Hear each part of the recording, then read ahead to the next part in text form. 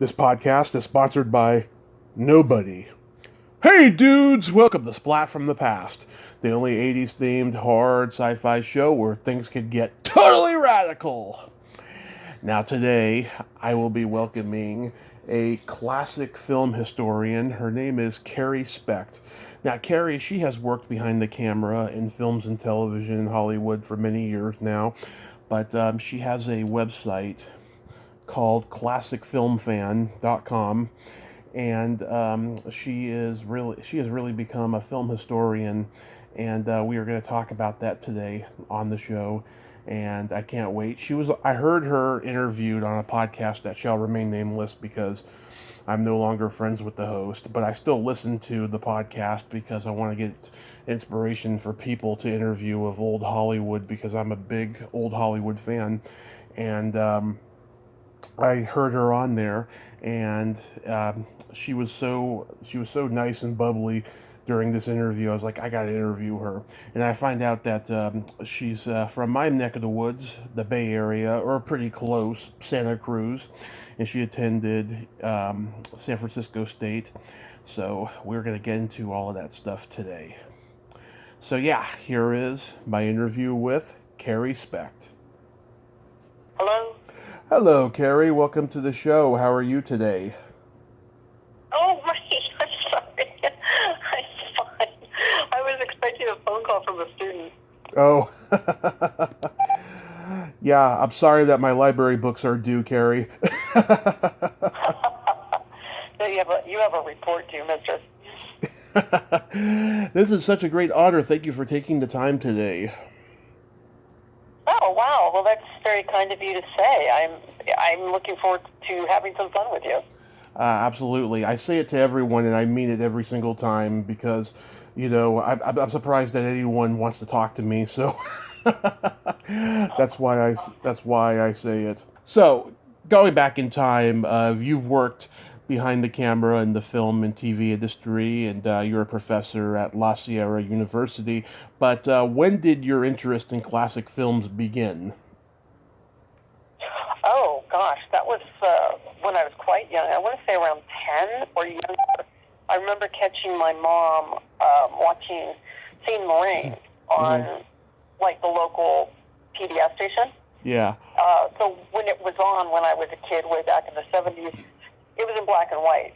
Mm-hmm. I didn't even know it was in color at the time. But, yeah, I was fascinated by it. And this idea of having more movies out there than just what was playing at the theaters. And at the theaters at the time, my parents would drop me off with enough money to see a couple of features and some candy.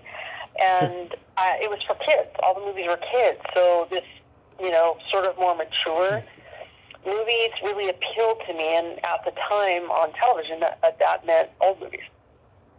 Right. You remember the first black and white movie you saw? My first actual black and white film, as opposed to one that was on a black and white channel? Yes. Wow. No, I don't. I want to say that it might have been in a film appreciation class when I was in junior college, and the only one I can remember right now would have been Citizen Kane. Yeah, that might have been the first one. I suspect there were other black and white films shown in that film appreciation class, but I don't remember them. And even though the town I grew up in, Santa Cruz, had a ridiculous number of theaters for our population, they did have a couple of old movie theaters, that showed just old movies. But I don't remember any of them being in black and white. So I guess that's my first memory. I'm born and raised in San Mateo, and I was just thinking the other day how much I miss Santa Cruz, the boardwalk, and all that. Oh, gosh, are we relatively similar in age? Are you a child of the 70s or 80s? I'm a child of the 80s, 90s. I'm 37, going to be 38 next month. So it's possible I might have served you a hot dog in your childhood. What movie theater? Well, I would have served you a hot dog at the beach boardwalk. At one point, both me and my sister and my brother all worked there. So that's what I was thinking. Maybe even a Yeah, it's quite possible. Yeah, I mean, I used to go every summer with my parents, and then in adulthood, I'd go to see the free, '80s rock concerts there, and yeah, Yes. I miss it. I hope the And concerts yeah, come that's back. where they filmed a lot of Lost Boys was filmed there. Absolutely. Oh my God, me and my dad, we had an incident where I almost fell off the boardwalk into the water, and there was a gang there, and my dad was like, "Who do you guys think you are, the Lost Boys?" That's really funny. Yeah. But yeah. So the first classic movie I can remember seeing was The Wizard of Oz, and that did it for me. I developed OCD early on, and where I was just like singing along with the songs and knew every line of dialogue and all that stuff. Of course, right. It was, when I was growing up, it was a really special event. Once a year, Wizard of Oz, and then like it was 6 months apart, The Sound of Music. And you know that now that you mention it, I remember seeing those long before I saw The Singing in the Rain. But when you're a kid, you don't realize that those are old movies.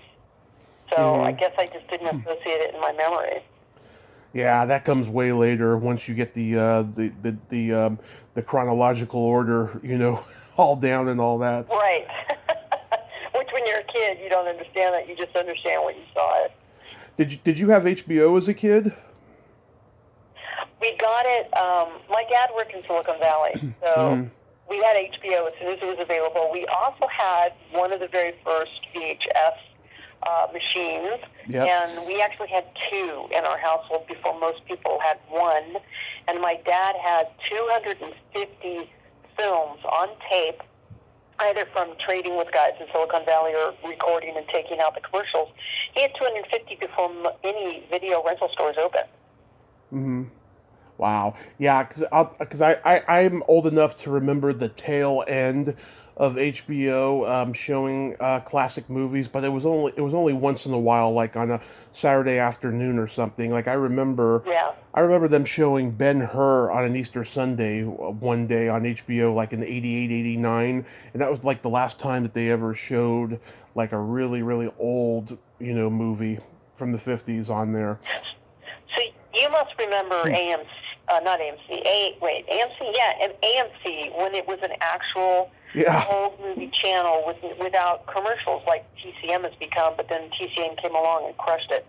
Yeah, I remember watching all my favorite Jerry Lewis movies on AMC, and yeah, I'm sad about how American Movie Classics has just become it's become like a corporate channel now, with And a commercials. ton of reality shows. Right. I don't even watch it, so I couldn't tell you what's on now. But Right. I remember when it used to be American Movie Classics, yeah. And I remember, Cinemax, they showed a lot of black and white movies on there, and they had like film festival months on there and all that. And it was gone by the time AMC came around. Yeah, as a kid, there was a couple local stations. One was 44 and the other was 36. And Yep. other than that, there was ABC, NBC, CBS. And cable was literally a cable that came in through your house wall. On the weekends, those local stations played old movies, but they were very limited. It was a lot of Little Rascals, a lot of Three Yeah. Stooges, a lot of Bowery Boys, and for some reason, a lot of Bob Hope movies. Yeah. You remember Bob Wilkins on Creature Features? No, I don't know if they showed that up north or Central California, I should say. Hmm. But I do remember Dialing for Dollars, which was an afternoon program where they showed older movies, which I might catch the tail end of when I got home from school. Hmm. Yeah, because let's see, John Stanley took over for Bob Wilkins in '79, and it lasted till '84. I was born in '83, so I didn't get to see either one of them until YouTube came, and Bob Wilkins passed in '09. I got to interview John Stanley a couple of years ago. I think he's bitter that he didn't try to get the show on Action 36 or Coffee after Channel 2 canceled it, because he sees how lucrative the convention scene is now. I think he's kind of tired of Right. tired of talking about those 5 years he hosted. He wish he had gone a little bit further, you know. Right. It's funny because during that time that you're talking about, it was second rate. I guess you would think of the host was kind of the bottom of the barrel Right. job, and I think during that time it was embarrassing to their resume to unless they were passionate about that stuff. And it took a good 20 years, maybe more, till we got into this nostalgia thing and we started seeing things like AMC. Thank God. Thank God for the internet helping that out, because I don't know where it would be now. You know, it would be a very rare thing now to have nostalgia without the internet. Yeah, I think you're right. Absolutely. Wow. So you gravitated towards film early on, and that you studied screenwriting at SF State and then eventually production at NYU. Did you want to be a filmmaker? I didn't know. I ended up going to San Francisco State because I knew I wanted to work in film, but I didn't know what. When I looked through some catalog about every university that had a film class, and San Francisco State was the one that had the most. Mm-hmm. So I thought, well, I'll go there. I'll take every class that they have, and maybe I'll figure out what I want to do. And I took the screenwriting trajectory because I was a little intimidated about making films, and I knew I didn't want to be a film studies, and I didn't know anything about animation. They had a couple other emphasis at the time. Mm-hmm. And then after finishing that, I wanted to do more. I wasn't done. I didn't feel like I had enough information to try and get a job in San Francisco, which is a very close-knit, commercial industry. And so I decided to go to grad school, and quite honestly, NYU is the only one who accepted me. Well, hey, that's a great school to be accepted in. I mean, Oliver Stone, Marty Scorsese, all went there. Spike Lee. Yeah, and Onley. He was in the same class as Spike. Really? What was Spike like? Well, he taught a class while I was there. It was a directing class, and because I ended up becoming a producing major, I wanted to go there for cinematography, and I was the second producing major they ever had, and the only one there during the time that I was there. And every once in a while, I got to sit in on Spike's classes. His was the advanced directing classes, and he would always bring in somebody from the industry with whom he had worked. So he would bring in his casting director, and he would bring in cinematographer. So every basically department, and the very last person he brought in at the end of the semester was Martin Scorsese. Mm-hmm. And it was amazing. You're sitting there, the doors at the back of the room, and you just could feel Martin Scorsese's presence as soon as he came in. He sat down, I think, for a nanosecond, Mm-hmm. popped up again, walking around the room. And it was kind of amusing because he's a small man. Spike is taller than Martin Scorsese, Mm-hmm. and the energy that guy just gives off, you couldn't help but be enraptured and excited about working in film or studying it. Mm-hmm. Yeah, I mean, God, that'd just be amazing. I'd be intimidated like hell to be in a class like that, you know. Yeah, well, and Spike too. He had this gravitas about him that you could hear a pin drop in every one of his classes because people were just, enraptured that they didn't dare make any noise in case they missed something he had to say. Yeah. I took a film class at the College of San Mateo for a semester, and the last day of the semester, they asked me to not come back the following term because I was always correcting the teacher in front of the class. Yeah, that's not something they enjoy at all. Wow. Oh, I still do. I still correct people on this podcast, and I'm not doing it out of arrogance or nothing. I just want information to be accurate, you know? I agree with you. I'm a stickler for some stuff, and I always say my excuse is I don't want anybody to lose a bar bet. Yeah. So I just want to make sure they get the right information. Yeah. Exactly. So what year did you move to LA? Well, I finished NYU in 98. I actually finished in 97. I finished in 3 years, and I was the first person ever to do that. Sadly, as a producing major, I forgot to submit my paperwork to graduate, which is really embarrassing. Yeah. So I matriculated for a year, which meant I had access to all the equipment and the insurance, which that's one of the main reasons to go to film school is networking. But also, the government's not going to give you a loan to go off and make your own short film.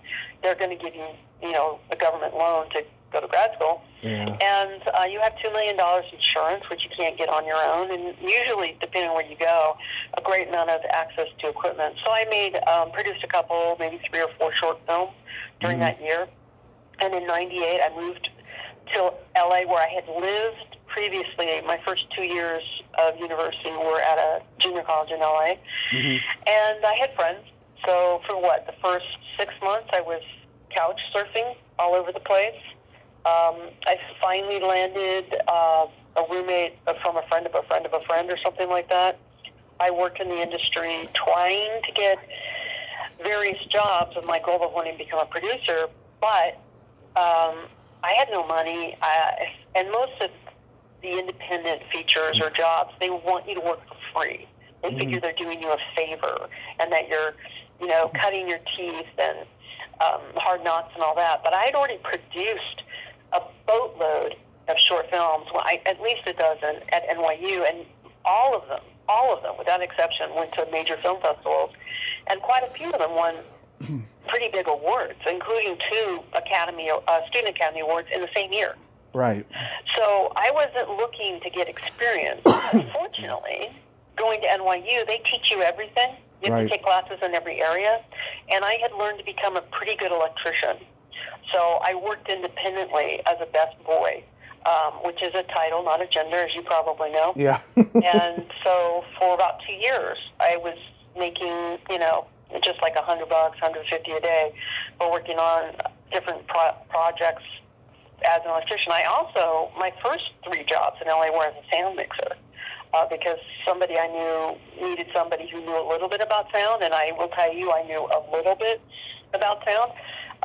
And eventually I got accepted to the Directors Guild of America training program. Nice. Which trains people to be assistant directors, not directors, and the ultimate goal of becoming a producer. So, yeah, that was my route. And after I graduated from there, and I do want to say fall of 2001, I started working as a day player as an assistant director for most of the time as an assistant director, but I did work 2 full seasons, 1 full season on Without a Trace and 1 full season on Mgm. Yeah, you've done work on a lot of great shows like Malcolm in the Middle, Alias, ER, Star Trek Enterprise. Are there any stories that stand out about working on those shows?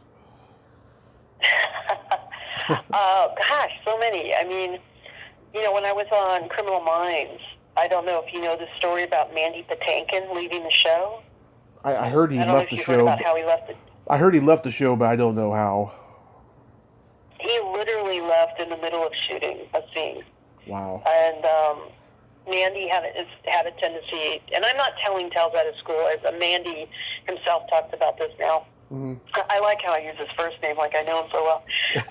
He had a tendency to sit by himself in a corner so he could focus on the scene. And the scene they were shooting had, like, everybody in the cast. One of those rare times. And Mandy literally got up and just walked across the stage, walked out the door. And I happened to be near Video Village, where all the bigwigs sit. And I said, "Hey, guys, Mandy just left." And they were hesitant to believe it. And they're like, no, he's over in that corner. I said, "No, he just walked out that door." "No, Kerry, he's in the corner." And finally somebody went over there, and they come running back, going, "Oh, my God, Mandy left." They made it out the door just in time to see his taillights driving away. And he never came back. Wow. And they had to rewrite the scene. Fortunately, they had enough people to spread the dialogue around. So that was an interesting story. And I also got to work with Danny Glover on Brothers and Sisters. What a nice guy. Just insanely nice, and also very professional. Just a great experience. You can have a conversation with that man, and he'll kindly do it. He just loves to talk. about his work, which of course he's done so much in so many different genres and areas. And then let's see, David Boreanaz on Angel. This is not an industry secret either, though.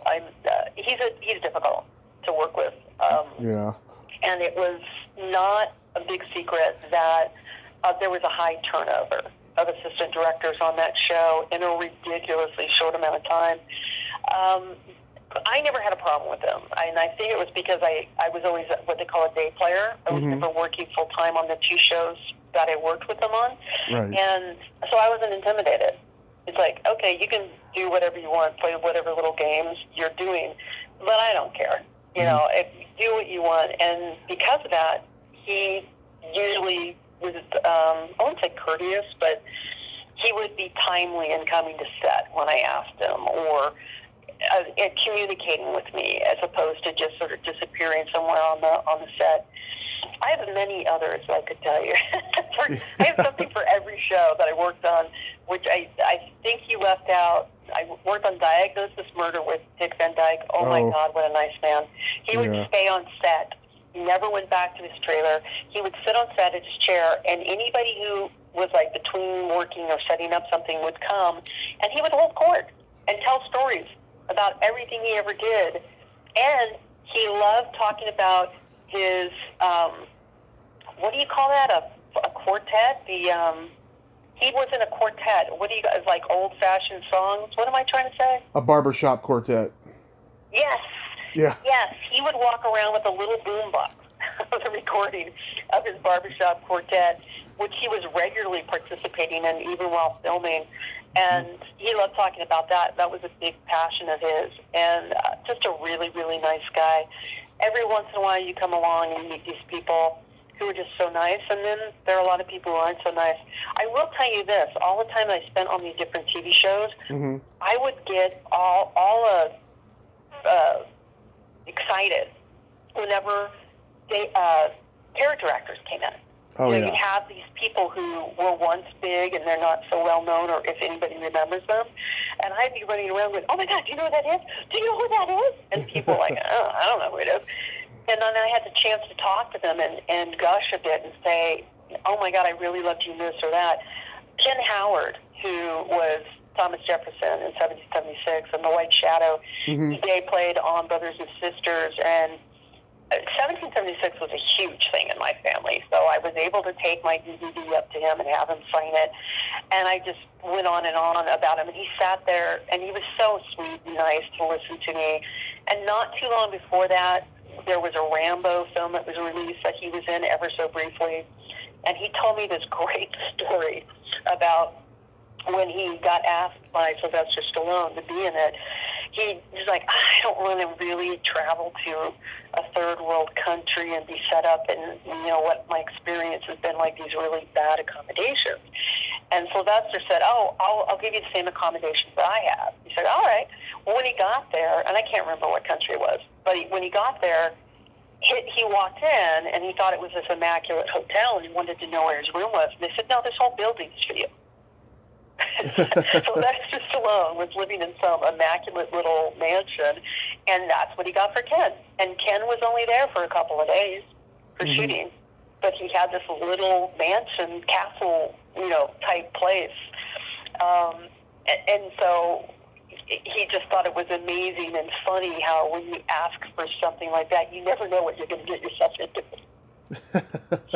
Yeah, I love the character actors. I've interviewed so many of them, and they got better stories than the stars do. I love the journeyman actors the most, and they can be absolutely hilarious when they throw the stars under the bus. I've noticed. Yeah, and they got nothing to lose, because, most of them have passed away, but even so, they're older, and they're like, I don't care. I'm just going to tell you the story. And some of them are just so grateful to still be working, and that's the thing. A professional actor, when they just keep working, and they'll take anything, because it's more about the work of doing different characters rather than doing the same shtick all the time. Or even if they're typecast, they're taking that character that they're stuck with to a different type of film.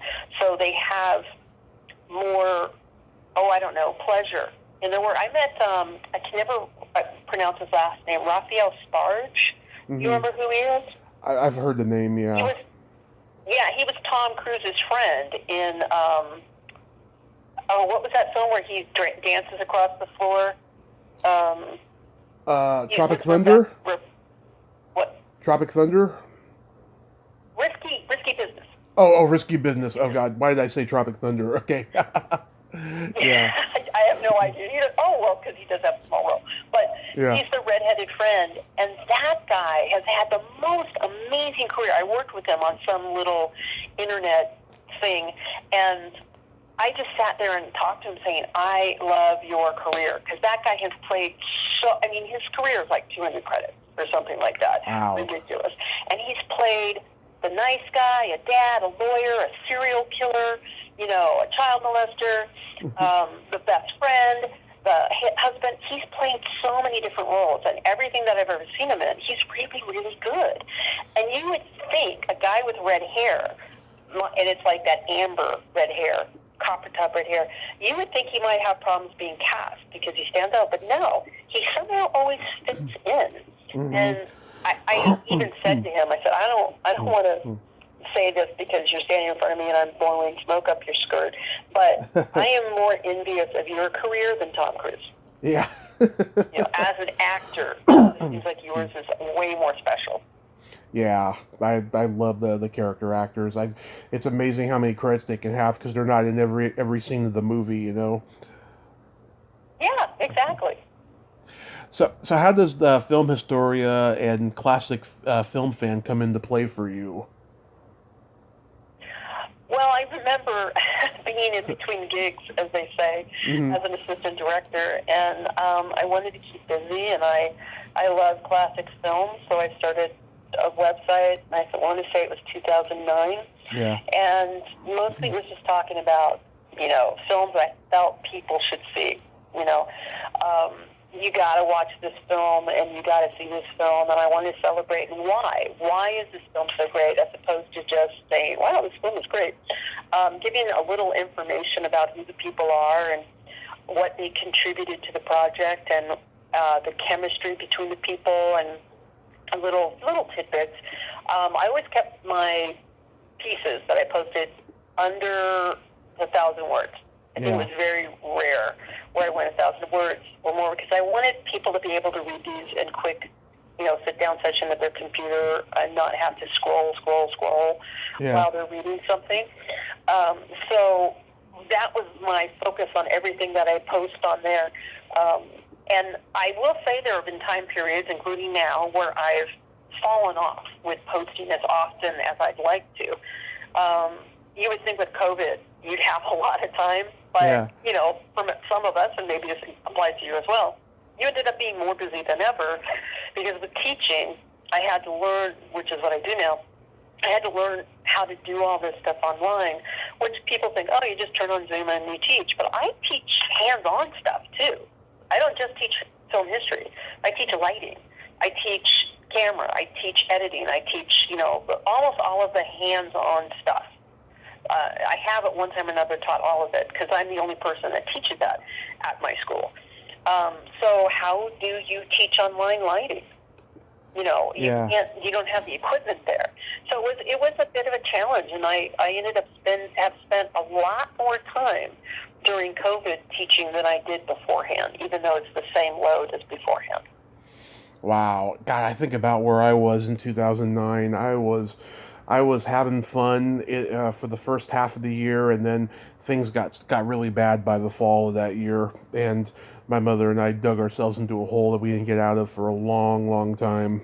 That was a dark period. Yeah. Oh, I'm so sorry to hear that. Well, as you know, people fans of cinema and classic films turn to that for comfort. And I believe Robert Osborne used to say this all the time at festivals and on the TV.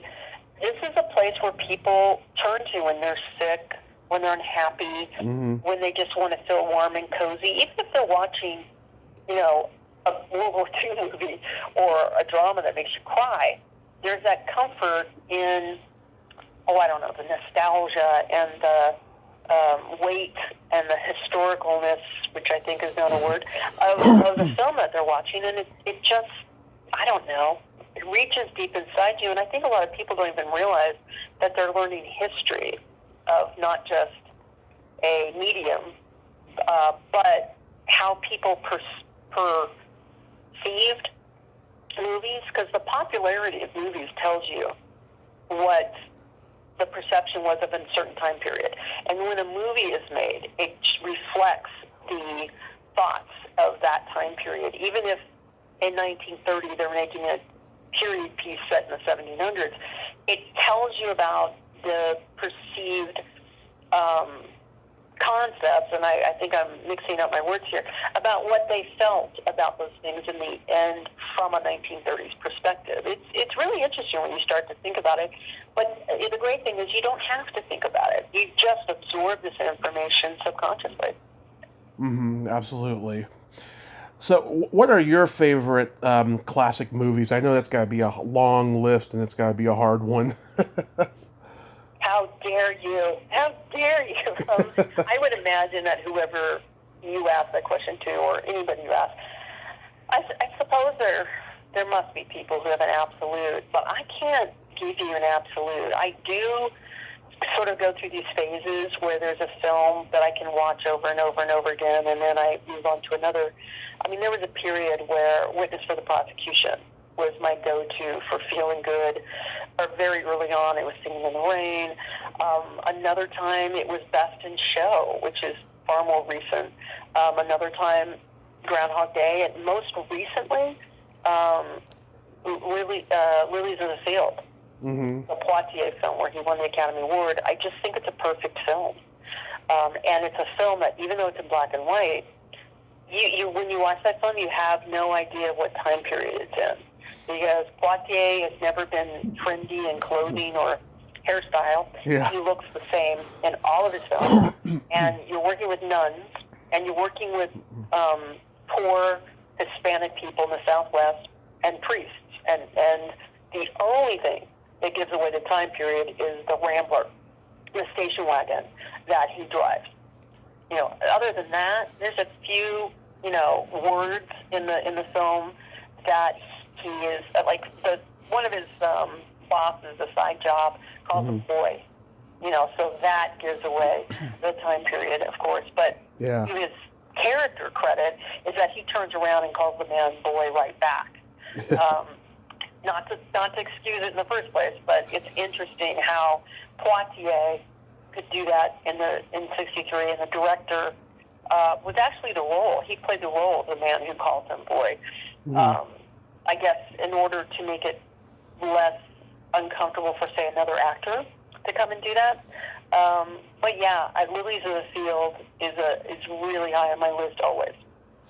Yeah, Sidney Poitier, he was at the height of his prime in '67 with those three movies he did: To Sir with Love, Guess Who's Coming to Dinner, and In the Heat of the Night. Which I'm glad Rod Steiger won for that, but Poitier should have won for that one as well. They should have gotten like a tie or something. It was really, really great. I don't even think Poitier was nominated that year. No, he wasn't. But which is surprising. But I think it's because Poitier is so good and everything. I mean, he should have gotten the Academy Award for everything he did. A lot of people mistake that he won it for In the Heat of the Night, but he won it for Lilies of the Field. He was actually nominated a couple years earlier for The Defiant One. Yeah. And I think he was not. I could be mistaken, but it might have been supporting. But yeah, he's just so good. And when you watch the film, Steiger's performance is amazing. So I don't know what the producers decided, because it's always the producers of a film who decide who to nominate or push forward. And I do agree with the idea that if you push forward two people and they both get nominated, you're going to split the vote. Right. It just doesn't make sense to me. So put one person forward, and maybe they just felt that, I don't know, that Steiger's role was the best in his career, so they pushed him forward, perhaps. It would be interesting to see what Norman Jewison was thinking at that time. Absolutely. I love all the Jimmy Stewart stuff, Harvey, the Philadelphia Story, Anatomy of a Murder, Mr. Smith Goes to Washington. I just love everything he ever did. I am so on board with you that, and I have to tell you, I do. There are some times where I just watch Anatomy of a Murder over and over again. I think it's Yeah, one of his overlooked films yeah. because it's not a western. It's not, It's a Wonderful Life, and it's not his early stuff, but people forget about it. By the way, I've been kissed by Jimmy Stewart.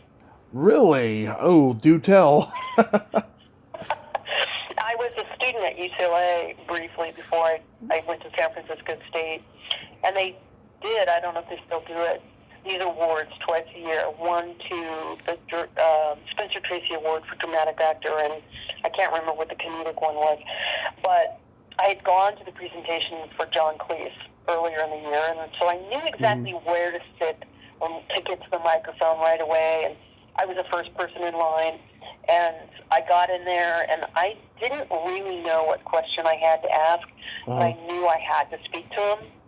And in my question, it was something. Now, he was a bit of hard of hearing. He was about 81, a bit of hard of hearing, so they had somebody on stage with him who would repeat a question. And my question had to do with him being an all-American icon on and off the screen. And my part two question was, since I was an all-American girl and he was an all-American man, would he mind giving me a kiss? Well, the auditorium went crazy. Jimmy Stewart couldn't hear, and he turned to the guy and said, "What did she say?" And all he said was, "The young lady would like a kiss." And his answer, I'm sure you can hear him saying this, was, "Why, sure." Why, sure.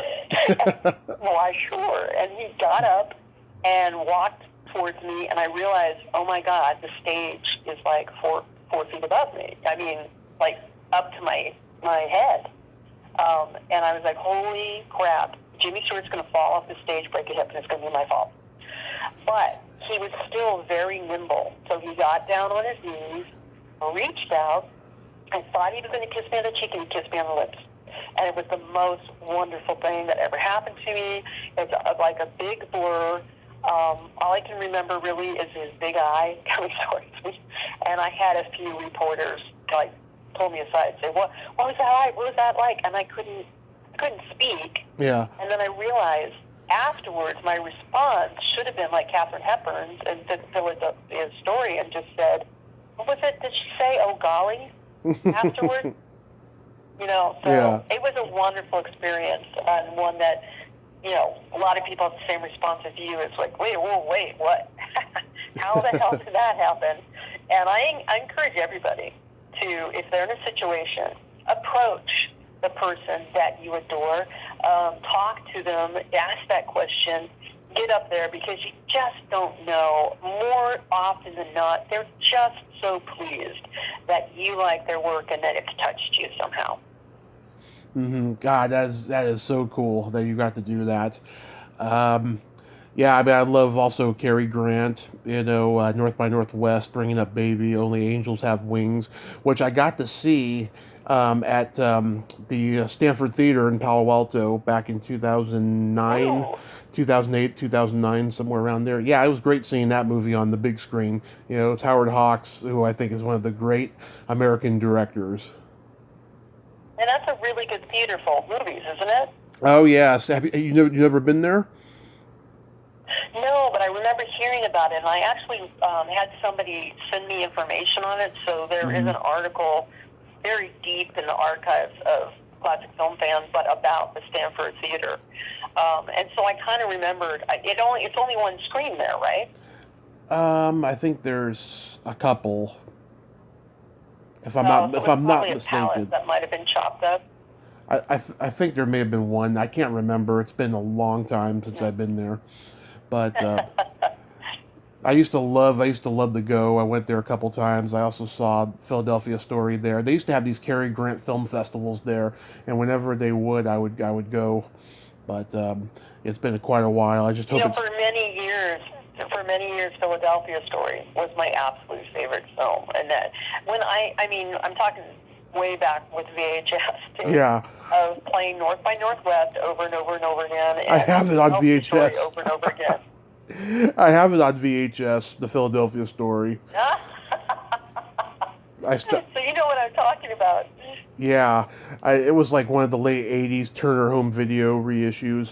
Um, yeah, I just love that movie. I love how stinking was like a bad word in 1940, and like the little girl's in trouble for saying it. You know? Oh, right, exactly. And that moment when Cary Grant grabs Hepburn by the face and pushes her, and she just falls over like a tree. Yeah. My students always laugh. They're like shocked, but they laugh at that moment. And it is funny, and it does play more of, like, I think even still today, as a moment of frustration as opposed to a moment of brutality. Of abuse, yeah, absolutely. It's very over the top and comedic, And I think Jimmy Stewart, he should have gotten Best Supporting Actor for the movie, but I think he got Best Actor because they knew he was going to war and they probably thought he wasn't going to survive. Well, that and everybody was. It was like an apology for not winning it the year before because he was so good. Yeah. Mr. Smith Goes to Washington. Mm-hmm. But you also had Clark Gable in Gone with the Wind and Robert Donat for Goodbye, Mr. Chips, and he's the one that won. And people are like, oh my God, how could he win over Clark Gable? And Jimmy Stewart won. I think it split the votes, those two individuals. And also, he was a matinee idol. Mm-hmm. He was the man who was in 39 Steps. So for him to play this extremely different role of a shy little neeb, I'm not sure what the word is, teacher, and then grow old, it was just so different that it's almost like, well, how can you not give this guy the Academy Award? It's really quite a performance if you know his history. Mm-hmm. Absolutely, yeah. I also love all the Cagney and Bogart Warner Brothers films. You gotta love those, right? Oh yeah.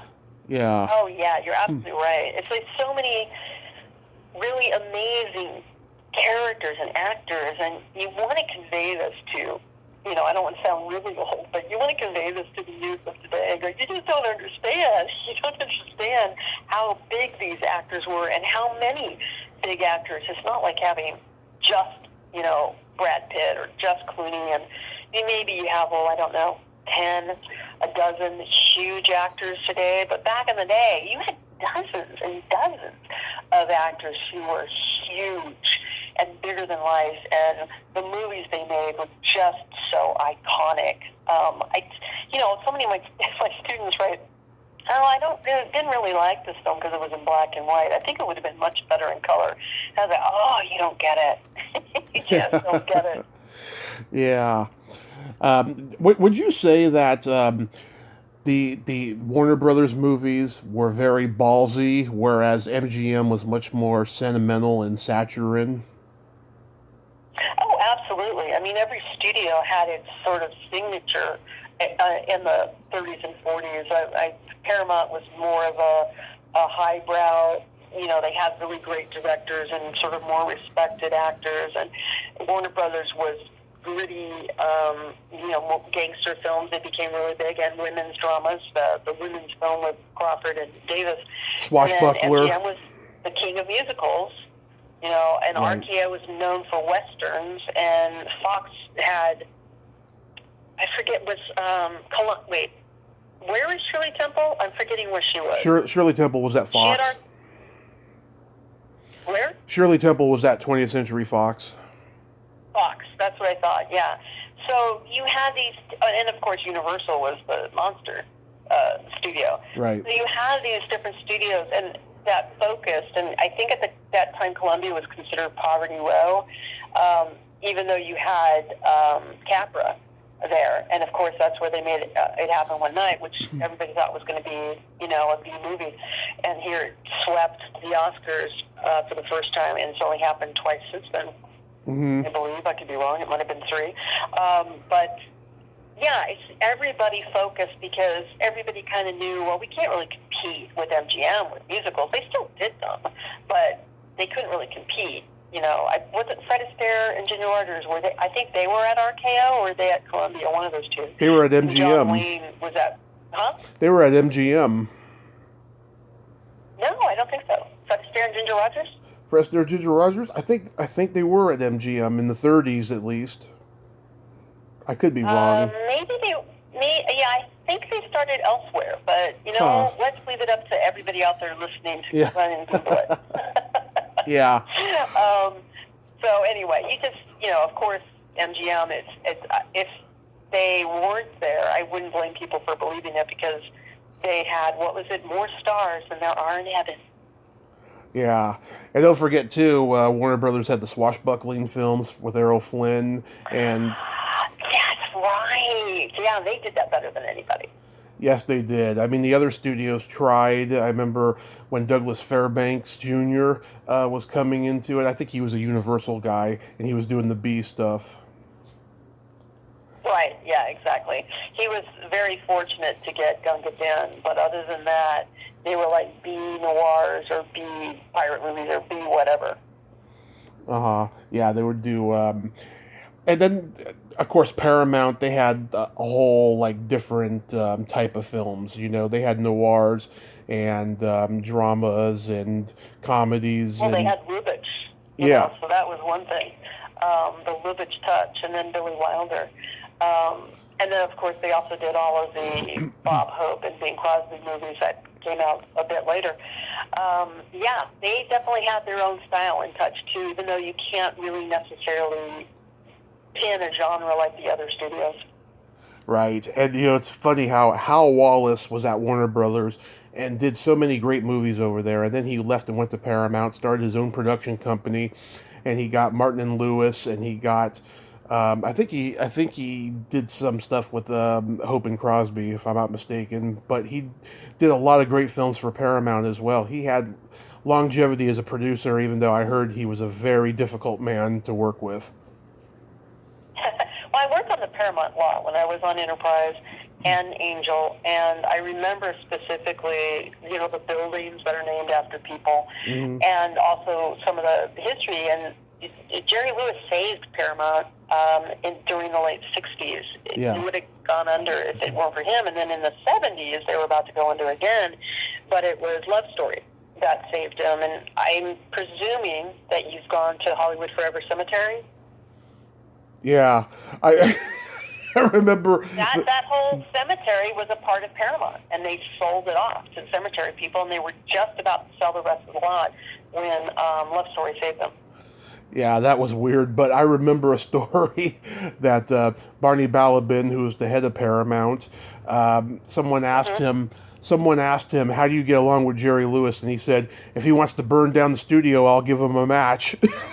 That's right. Yeah, that is a very famous quote because, he's responsible for what's called Video Village today because he was in so many of his own films. Video assist. He wanted to be able to watch himself, so he stuck a recording device on the side of the camera that would record at the same time, and he would play it back in Video Village just to make sure that the shot was good.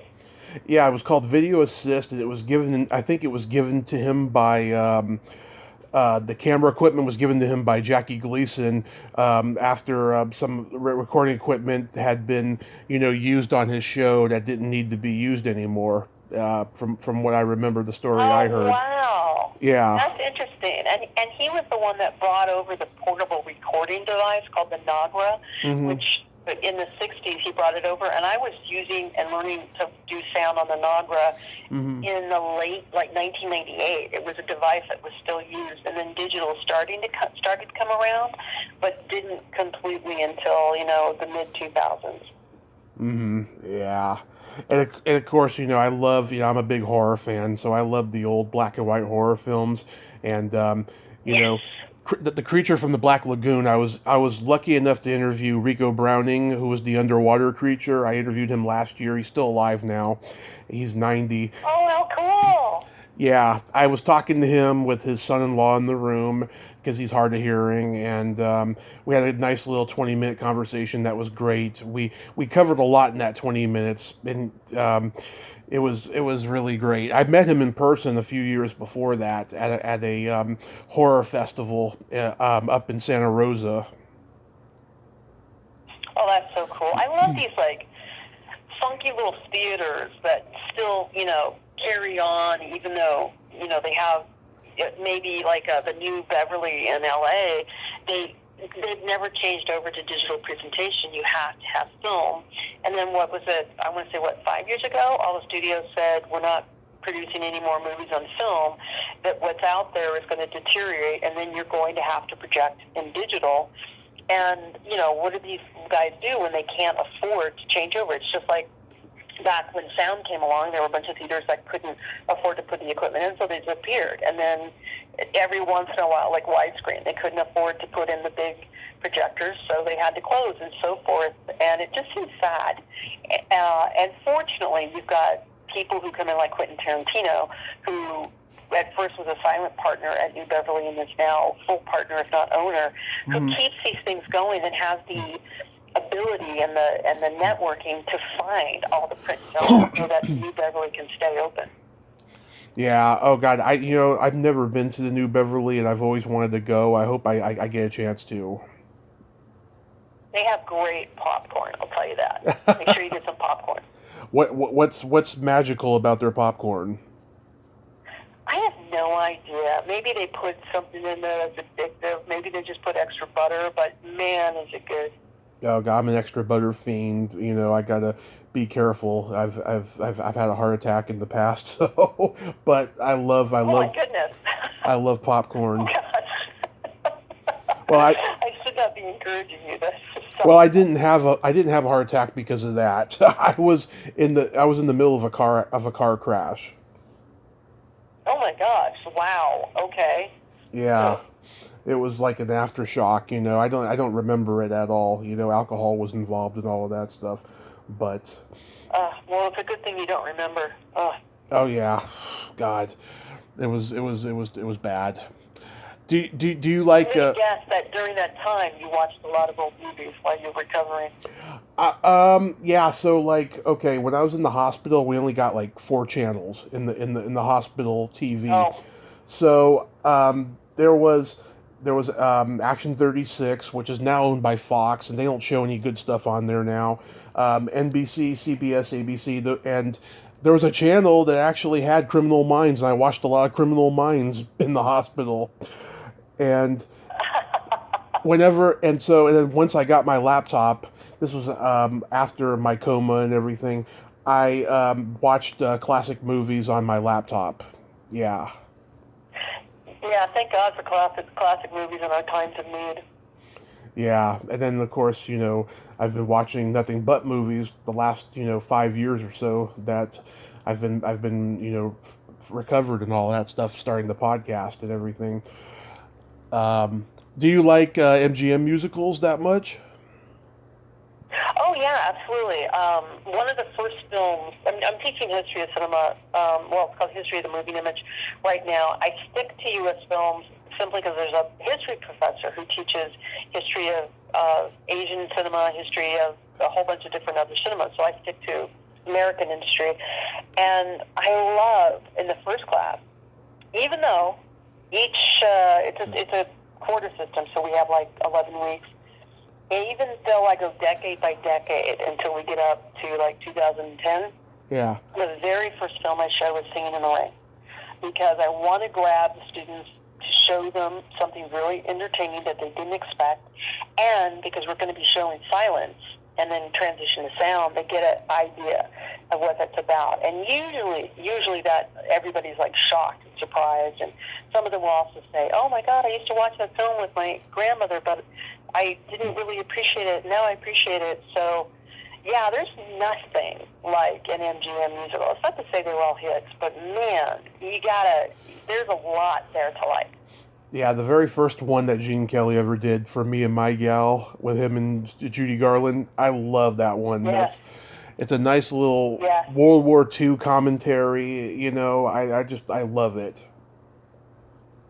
Yeah, it's a film that's set in World War One, but yeah, One, it definitely actually. has a commentary on World War II. Yes. The Paths of Glory.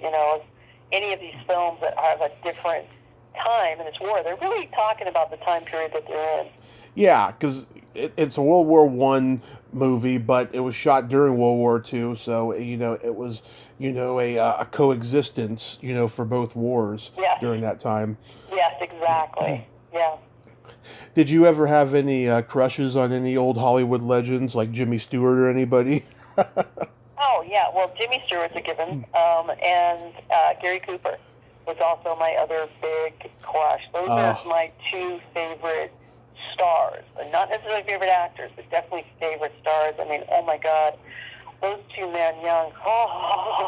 Not to like. I heard Gary Cooper was a bad boy. He slept with so many of his female co-stars. So did Glenn Ford. In fact, Glenn Ford's father, had like a diary where he slept with like over 140 women in Hollywood, not just actresses, but like, makeup girls, personal assistants, extras, secretaries. I mean, everybody.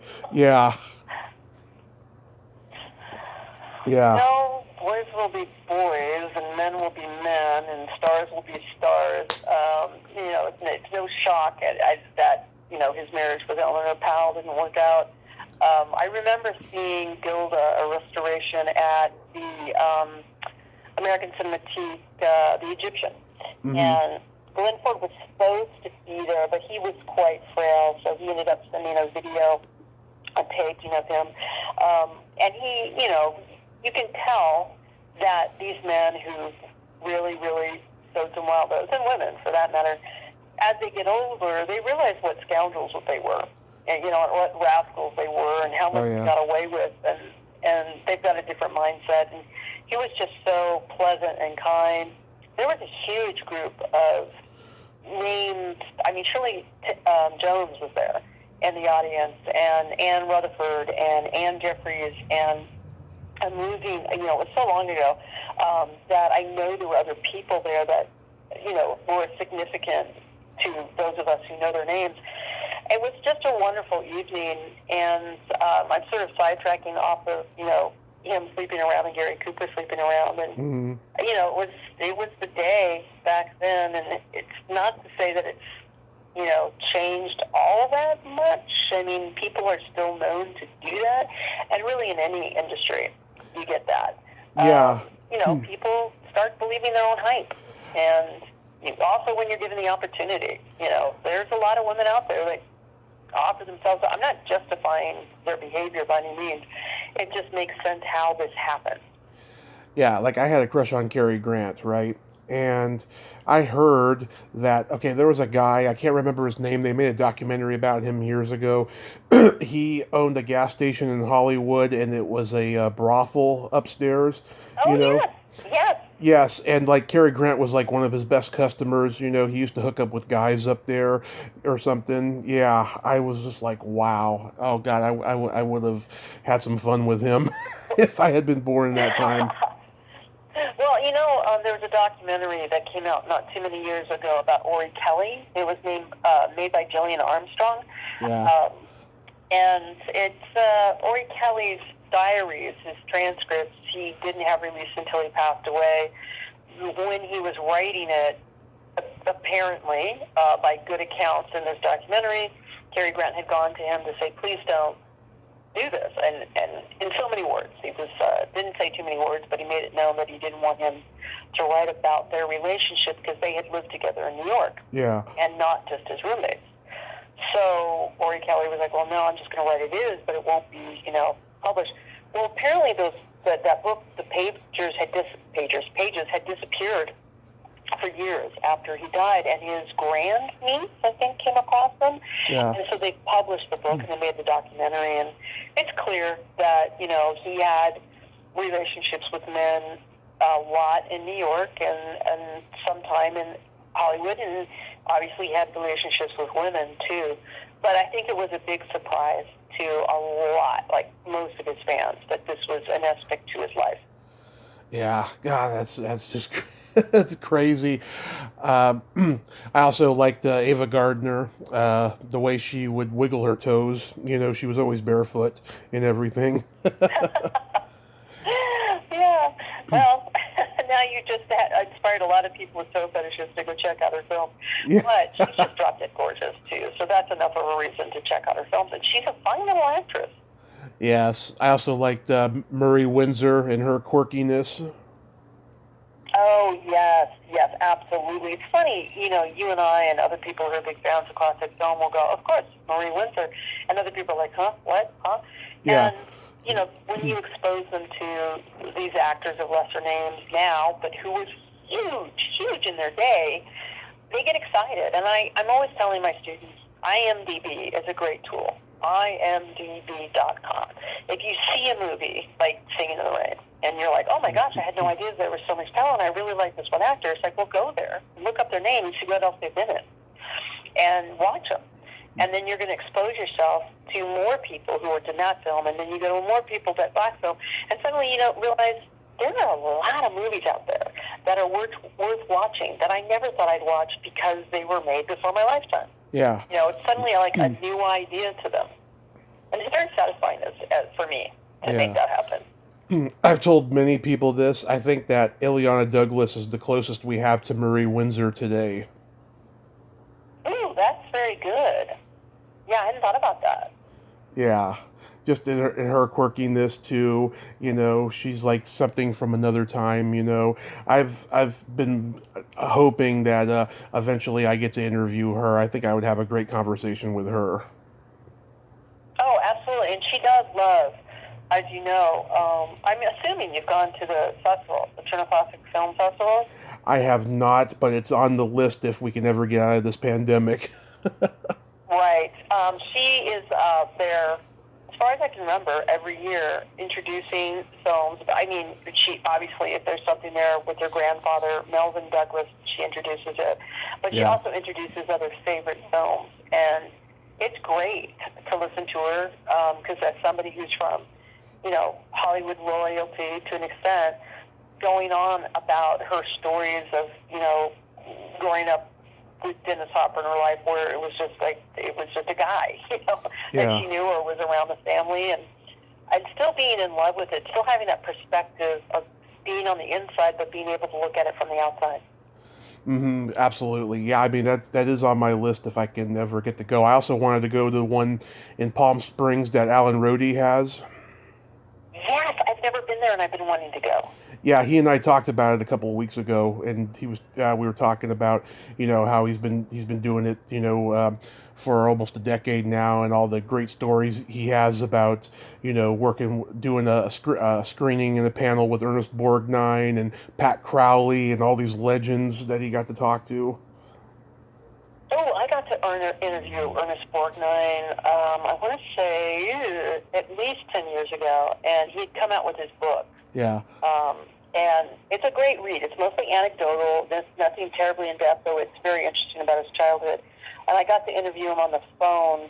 And the funny thing about it is he had a broken leg. Mm-hmm. And I think he had gotten the cast on like the day or two before. And the guy was 90 or 92, I want to say. Mm-hmm. And I was just amazed. I said, what are you doing?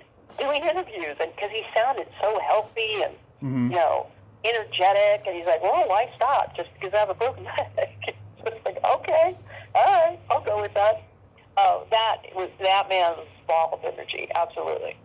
Yeah, I mean, he was one of those guys who never was on the trajectory of being a famous movie star, but he became an iconic movie star just by being a character actor, and he got to play the lead. He played Marty, and he won a Best Actor Academy Award, which is just bizarre, but his performance was great in it. Oh, dead on, and he was one of the first person to win Best Actor, playing a character, like you said. If there had been a different leading man in that film, like a handsome man, then that role would have been, Best Supporting. But it's such a powerful story in its own little way, and you're right, he's just so. Your heart aches for him, and it sings for him, which is such a silly thing to say, but you feel so, happy in the end, and it's because of him and his performance.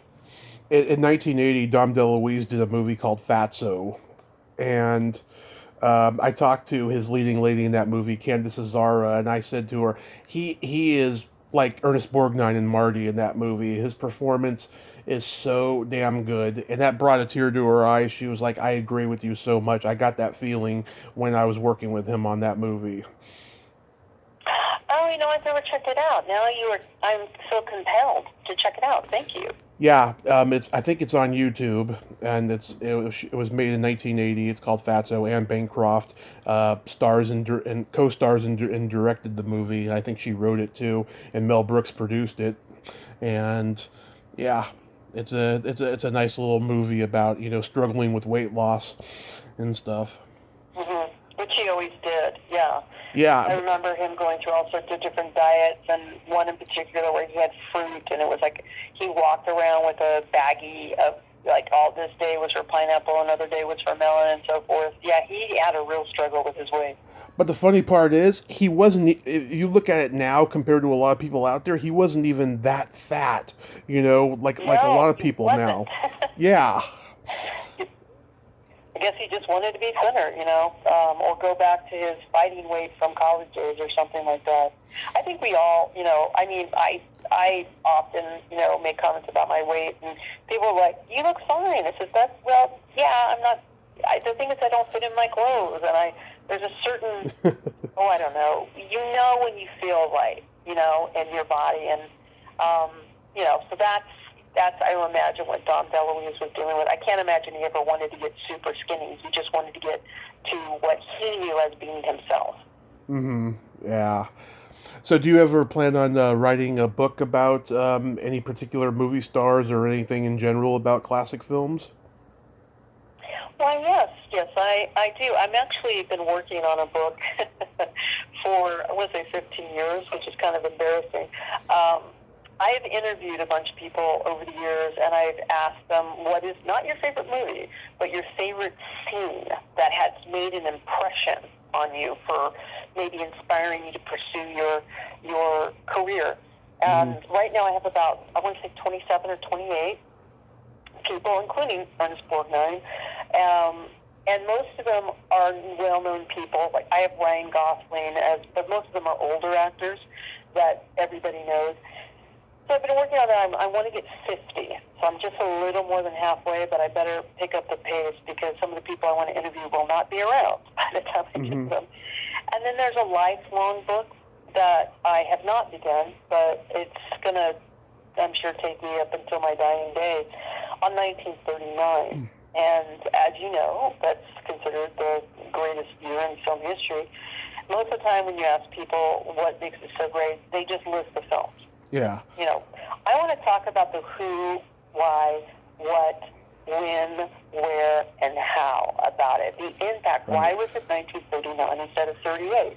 Why wasn't it 40? And I have my own theories, and I want to do the research to find out, to give it, to back it up. And my theory is it happened to be the time that film had matured enough to figure out all of the technical difficulties. And it was just on the cusp of World War II, and Europe was already in it. And, most of it was more about story, and so on and so forth. So I want to talk more about the mechanics of making it all happen and the world situation that made it happen. So that's a life's work that I hope to start sooner than later. I'm writing two books right now. One I've been working on since after Christmas. It's part memoir and part movie guide. It's about my love of cult films of the '80s and stuff. There's a couple. Oh, that's fantastic. There's a couple Jerry Lewis movies from way back in there as well, but it's about my love of cult films and how they've impacted my life. And I give anecdotes about what actors I've interviewed from them has told me and stuff like that, and my experiences with it. And I talk about my accident and all that stuff. I got that book. That sounds fantastic.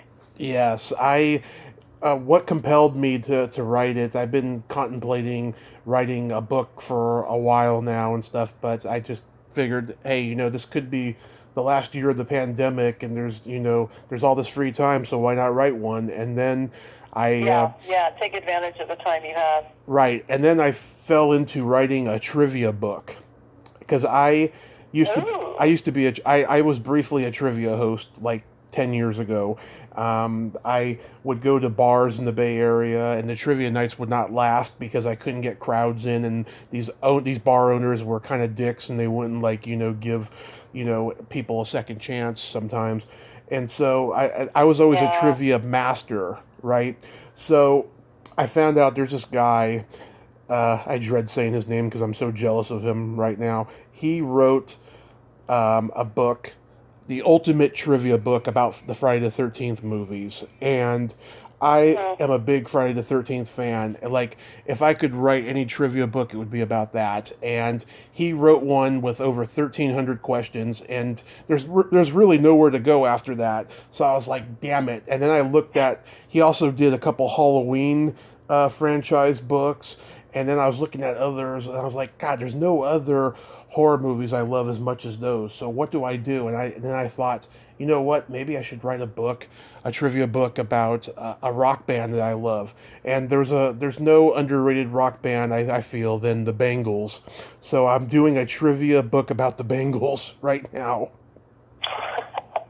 Well, heck, that's a place to start. And then keep in mind, people who are classic film fans, Mm-hmm. or old film fans, because these horror films are really old too. My college students now, they love anything. So just because one guy wrote it that subject doesn't mean you can't go out and write something similar. I encourage you to follow your passion because it'll just flow and it'll be different. And it's not like anybody can say, well, he copied him. Trivia is trivia. Mm-hmm. So do it. I think do it. Yeah, and I have a flair for accuracy, so I know that the questions are accurate and the multiple choice answers. I made a crossword puzzle last week or so. Oh my God, those are hard. Ooh. Those are not only hard to do, they're also hard to make. Crossword puzzles. Yes. Wow, I'm intrigued. Oh, that sounds fun. Yeah, people I think undermine or underappreciate horror films, and they don't understand the artistry behind them, and they don't understand the meaning behind them, that they're not just slasher films, although, of course, we've had our fair share of plain old slasher films. But there's something that speaks to, humanity and our society and how people treat each other and what's going on with science and everything like that. There's a lot of issues addressed in horror films, and yes, they are sometimes just plain fun. Mm-hmm, absolutely. One last thing I wanted to ask you, Carrie, because I could smell my dinner being made. Um, Before the pandemic, did you ever go to dearly departed tours? No, is that, I'm guessing, visiting cemeteries? Yes, it was a bus tour, and it had a memorabilia shop, which is closed now because they were going under before the pandemic. Um, they Oh, went around to all the sites of where famous people died in tragic accidents, and they went to the graveyards, in Hollywood and stuff. My friend Terry Bolo, she worked in the memorabilia shop for about 7 years, and I really got into that place because of her. I used to go out there and visit her whenever I was in town. And I never got to go on the tour, but I visited the shop, and I got some post-traumatic stress disorder when I saw the replica of Jane Mansfield's car that crashed. Oh my God, it was so intense. mm, Yeah, yeah, I used to live next door to her son, and of course I never asked him about it because I didn't want to be disrespectful or bring up a sore point. yeah. Yeah, I'm sorry to say that I've missed out on that, but I would love it. There's actually some really interesting spots all over Los Angeles and the vicinity that obviously Hollywood Forever Cemetery, but there are these little pockets here and there of parks Hmm. that are dedicated to some famous actor for some reason or another, and maybe they get money for that place, or maybe they even have their ashes there or something. And I love that idea. I would really love to go on it. I will go out of my way now to make it a point to seek it out. Right. Well, he's doing Dearly Departed stuff online. I mean, he said that the tour will always exist, even after the Mhm. pandemic and everything. But he had to close down the shop because they just were not making money. But it's from what I was told, it was a it was a fun tour. And Allison Arngrim from Little House on the Prairie, she would be the guide sometimes. The celebrity Oh. guide. Yeah, and I thought that was pretty cool. But I can also highly recommend the tour in Palm Springs for the celebrities' houses. mhm. It's really interesting. It's a lot of fun. I don't know if they're still there or not because they might have suffered the same fate. But the tours of the old Hollywood community is fantastic. Yeah, I talked to James Dean's best friend Lou Landers a couple months ago, and I brought up Dearly Departed. I don't think he appreciated it very much. I'll never participate in that.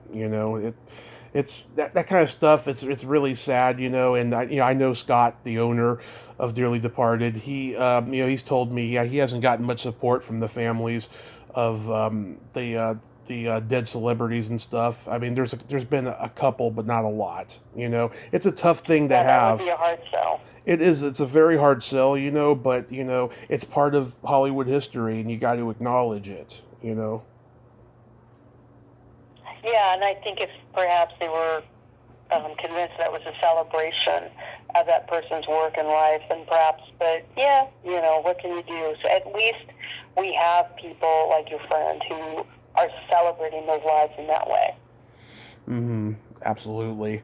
Well, Carrie, I've had so much fun talking to you today. Me too. This has been great. Yes, you are just lovely, and let's stay in touch, and maybe even talk again in the future. And I hope your book turns out well. Well, thank you so much, and thank you for reaching out to me. This has been great, and of course I can talk, I'm sure you are too, we could talk on and on and on, but your dinner is calling you, and I have to get to grading papers. So, yeah, let's do this again sometime. Awesome. You have yourself a great night and be safe. Likewise. Take care. Thank you. Bye bye. Well, there you have it. Kerry Specht. Ain't she a sweetheart? Oh, what a nice lady, huh? I mean, she's worked in the business. She knows what the business is like, and she gets to celebrate, old Hollywood, before our time, and you gotta love that. Well, until next time, this is Tommy Throwback Kovac saying there's no shame in living in the past because the present sucks. Later, dudes.